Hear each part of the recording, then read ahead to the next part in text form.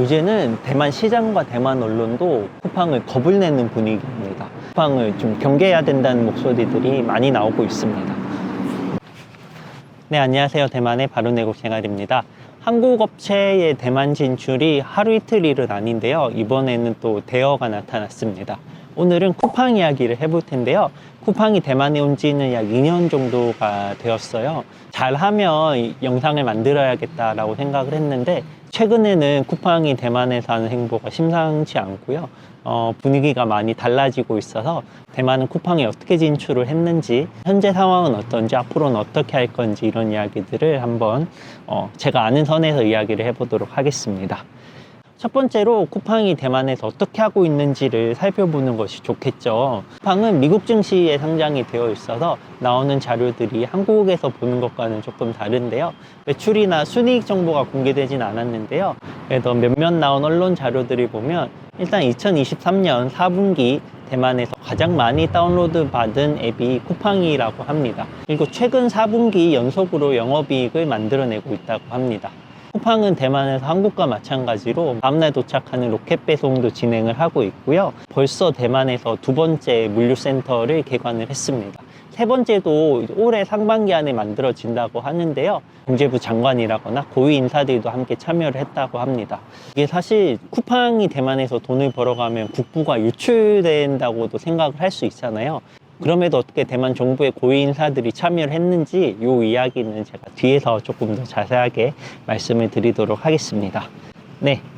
그러면 지금 쿠팡에서는 물건을 어떻게 판매를 하고 있을까요? 일반적으로 생각했을 때 수출 수입이 된다라고 하면 가격이 올라야 정상이잖아요. 쿠팡은 이 상황을 완전히 바꿔놨습니다. 지금 대만 쿠팡은 한국 가격 그대로 대만에서 판매를 하고 있습니다. 한국 식당 같은 경우는 대만 현지에서 도매로 한국 식품이나 이런 걸 들어와서 판매를 하는데 지금은 도매상을 통하지 않고 쿠팡을 통해서 물건을 조달을 하고 있다고 합니다. 그만큼 쿠팡은 한국 상품의 물건을 경쟁적인 가격에 내놓고 있고요. 이러다 보니까 현지인들이 쿠팡뿐만 아니라 한국 제품에 대한 이미지도 올라가고 있어요. 한국 제품이 그렇게 비싼 게 아니었구나, 종류도 많구나. 굳이 한국 가지 않더라도 한국에서 오는 물건도 일주일 정도면 받아볼 수 있거든요. 그래서 쿠팡이 한국의 이미지를 좋게 만드는데도 긍정적인 영향을 끼치고 있다고 생각을 합니다. 두 번째는 쿠팡이 지금 물류뿐만 아니라 쿠팡 이츠나 쿠팡페이, 쿠팡 플레이 같은 다양한 서비스도 대만에 들어오려고 준비를 하고 있다고 들었습니다. 넷플릭스나 유튜브가 거의 대만을 장악하고는 있지만 쿠팡 플레이 통해서도 대만에서 어떤 모습을 보일지가 궁금해지고요. 세 번째로는 이런 것들이 합쳐지면서 쿠팡이 같은 기간 동안 한국에서 성장한 것보다 거의 10배 빠른 속도로 대만에서 성장을 하고 있다고 하는데요. 현지의 반응이 좋아서 그럴 수도 있고 지금까지 쌓아온 노하우를 잘 접목한 걸 수도 있고 어떤 이유인지 모르겠지만 그래도 성장 속도를 10배 이상으로 키우면서 시장에 들어오고 있다는 거는 정말 쿠팡이 잘하고 있구나라는 생각을 안 할 수가 없습니다. 이런 상황은 저 혼자서 그냥 이야기하는 것이 아닙니다. 딱 며칠 전에 마침 제가 이 컨텐츠 준비하는 줄 알고 대만에서 특집 기사를 하나 냈더라고요. 대만에는 최대 인터넷 쇼핑몰이 3가지가 있습니다. 모모샵, PC홈, 샤피 이 정도가 가장 많은 사람들이 사용을 하고 있는데요. 지금 쿠팡이 들어오면서 이 판도가 변하고 있다는 기사의 내용입니다. 쿠팡이 대만에 들어온 자본 규모가 어느 정도냐면 2위 업체는 이미 넘어섰고요. 1위 업체의 3분의 2 자본 수준까지 이미 쫓아왔다고 합니다. 대만은 들어온 지 2년밖에 안 됐지만 1, 2, 3위 업체와 거의 견줄 만큼 자본력을 가지고 본격적인 투자를 하고 있고요. 사실 작년까지만 해도 쿠팡을 보는 대만의 언론이 크게 관심도 없었고 저런 돈 쓰다 말겠지라는 이런 분위기였는데 지금은 정말 완전히 바뀌어 버렸습니다. 2, 3년 안에 쿠팡이 대만 최대 3위 업체 안에서 충분히 경쟁할 수 있을 거라고 생각을 하고요. 어떤 미디어에서는 쿠팡이 대만의 온라인 쇼핑뿐만 아니라 소매, 다른 오프라인 업체까지 영향을 줄 수 있을 거라고 생각하는 언론도 나타나고 있습니다. 그만큼 쿠팡이 대만에서 소매 전쟁을 일으키고 있다는 기사들도 조금씩 올라오고 있습니다. 그럼 쿠팡은 왜 굳이 대만으로 왔을까요?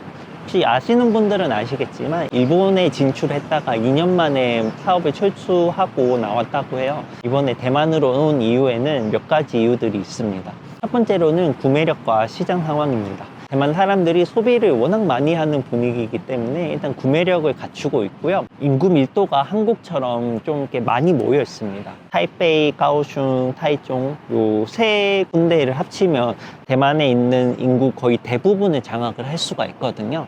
그래서 구매력도 갖춘 데다가 물류센터도 어느 정도만 갖춰 놓으면 충분히 많은 인구를 커버할 수 있기 때문에 이게 소매를 담당하는 쿠팡 입장에서는 대만만한 테스트 시장도 많이 없다라고 이야기를 들었고요. 두 번째로는 외국 제품을 받아들이는데 좀 오픈마인드를 가지고 있습니다. 보통 한국 사람은 그래도 국산, 그래도 한국 플랫폼을 쓰자라는 생각이 있는데 대만은 그런 개념이 많이 없는 것 같아요. 오히려 물건이 비싸더라도 외국 제품이라면 받아들이는 경향이 있거든요. 이러한 분위기도 쿠팡이 대만에 들어와서 조금 더 수월하게 현지인들한테 접근하는데 긍정적인 영향을 준 것 같고요. 특히 한국 제품으로 조금 줄여서 보더라도 백화점에서 막 2배, 3배, 4배 가격에 팔려도 많은 사람들이 사갔거든요. 그런데 그런 제품들이 다양해지고 가격까지 내려가니까 대만 사람들 입장에서는 이렇게 쿠팡을 통해서 한국 물건 사기가 너무 좋은 거예요. 특히 뭐 유아용 제품이라거나 식품이나 이런 것들은 쿠팡을 통해서 사는 사람들도 정말 많이 늘어나고 있습니다. 그래서 여기까지는 대만 문화와 시장의 상황이었는데요. 이런 것들은 다른 업체에도 똑같이 적용되는 상황이잖아요. 그럼에도 쿠팡이 특출나게 잘할 수 있었던 이유에는 한 가지가 있습니다. 쿠팡의 플랫폼을 이용해서 대만의 중소기업 상품들을 한국에 팔아주겠다고 제안을 했답니다. 대만 정부 입장에서도 처음에는 쿠팡이 막 본격적으로 들어오려고 할 때 자국 산업 보호를 위해서 조금 뭐 규제도 두고 막았다고 한다면 쿠팡이 나서서 우리가 우리 물건만 대만에 파는 게 아니라 대만의 물건도 한국에 팔 수 있도록 도와주겠다라는 딜을 했다고 해요. 그래서 대만 정부의 입장에서도 한국이라는 조금 더 큰 시장에 나가서 판매가 될 수 있다라고 하면 더 좋은 기회가 만들어지니까 두 번째 물류센터 개관을 할 때도 뭐 경제부 장관이라거나 고위 장관들이 많이 참여하는 명분을 만들어줬다고 해요. 그래서 쿠팡이 이런 대만의 상황을 잘 이용해서 전략들을 잘 만들어가고 있다고 생각을 합니다. 그 다음으로 이건 정말 우스갯소리였으면 좋겠는데요. 김범석 의장의 배우자가 대만계 미국인이라고 합니다. 그래서 지금 대만 타이베이 엄청 부촌에서 김범석 의장을 봤다는 이야기들이 쏙쏙 들려오고 있거든요. 또 어떤 사람들은 와이프가 대만 사람이니까 대만에 와서 사업을 하는 거냐고 말하시는 분들도 있는데 뭐 그래도 좋은 것 같고 그렇지 않더라도 결국 뭐 사업만 잘하면 되는 거니까 이거는 그냥 간단하게 뭐 가십성 이야기로 넘어가 주시면 좋겠습니다. 물론 이렇게 쿠팡이 열심히 잘 하고 있지만요, 한계점도 분명히 존재를 하고 있습니다. 최근에 현지 상품들도 많이 들어오고 판매를 해나가고 있지만 그래도 기본적으로는 한국 상품을 파는 플랫폼이라는 생각이 강해요. 관세 문제도 있고 또 배송 기간 문제도 있잖아요. 특히 대만은 관세 면도 한도가 한국 돈으로 8만 원 정도밖에 안 돼요. 물건을 많이 사고 싶더라도 8만 원이 넘어가면 세금을 내야 되기 때문에 쿠팡이 좀 외양을 많이 늘리려면 주문이 많이 늘어나거나 아니면 주문당 단가가 높아져야 되는데 대만에서 건당 금액이 거의 8만 원 밑으로 되어 있다 보니까 수출을 조금 크게 늘리는 데는 어느 정도 한계가 있다라고 생각을 하고요. 뭐 이런 것들은 이제 물량이 계속해서 많아지면 현지의 물류 창고에 물건 두고 판매하는 방식도 있으니까 그런 건 쿠팡이 잘 해나갈 거라고 생각을 하고요. 그 다음으로는 중장년층을 공략하는 데 쿠팡이 좀 한계가 있을 거라는 생각을 합니다. 아무래도 어플을 사용을 해야 되고 또 한국에서 물건이 오게 되면 거기에 뭐 관세 번호라든가 이런 게 입력해야 되는 허들이 조금 있어요. 젊은 층들 같은 경우에는 이게 좋은 거 아니까 이렇게 해서 하겠지만 중장년층을 공략하기에는 좀 어느 정도 허들이 있다. 그렇다고 중장년층을 포기하기에는 젊은 층들만 가지고 쿠팡이라는 이 큰 덩치 기업이 살아가기는 좀 힘들 수도 있어서 앞으로 대만이 어떻게 중장년층들에게까지 공략을 할 것인지를 저도 좀 관심 있게 한번 지켜보도록 하겠습니다. 그래서 뭐 지금까지 쿠팡 이야기를 하고 있지만 사실 제가 기업에 대한 이야기를 하기에는 너무 부족합니다. 한 2, 3년 전에, 3, 4년 전만 해도 대만에는 이제 배달 음식이라는 게 전혀 없었어요. 한국에는 뭐 배달의 민족, 뭐 요기요 이런 다양한 업체들이 있었지만 그때만 해도 대만은 거의 없었거든요, 배달업체가. 그래서 저는 배달업체가 대만에 들어온다라고 했을 때 대만에서는 안 될 거야. 다 오토바이 타고 다니고 바로 집 앞에 가서 음식 사 먹고 하면 되는데 대만에서는 배달 음식이 잘 안 될 거야 라고 생각을 했지만 그 상황이 거의 1, 2년, 2, 3년 사이에 아주 크게 바뀌어 버렸어요. 완전히 안 될 거라고 생각한 것도 대만에서 성공하는 걸 보면서 제가 뭐 쿠팡이나 뭐 예전에 삼성 이야기도 했지만 뭐 제 수준에서 이런 뭐 기업이 잘 될 거다 안 될 거다 이야기하기에는 매우 조심스러운 부분이 있고요. 제 3자의 입장에서 쿠팡도 응원하고 삼성도 응원하고 현대도 응원하고 한국 업체들이 어떻게 하는지 이렇게 보면서 응원하는 마음으로 지내려고 생각하고 있습니다. 그렇게 해서 뭐 대만에 살고 있는 한인들한테도 좋고 현지인들한테도 좋고 장사가 잘 돼서 우리 또 뭐 주식 갖고 계신 분들한테도 좋고 이렇게 좋은 일들 많이 생기는데 한국 기업들이 앞장섰으면 좋겠고요.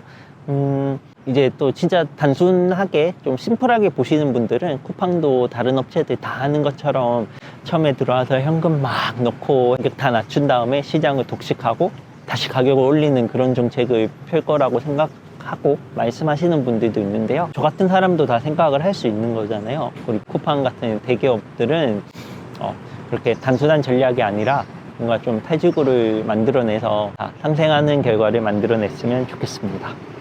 네, 그럼 오늘 부족하게나마 쿠팡 이야기를 한번 살펴봤고요. 다음 영상에서 또 재밌는 영상으로 찾아뵙도록 하겠습니다. 네, 감사합니다, 여러분.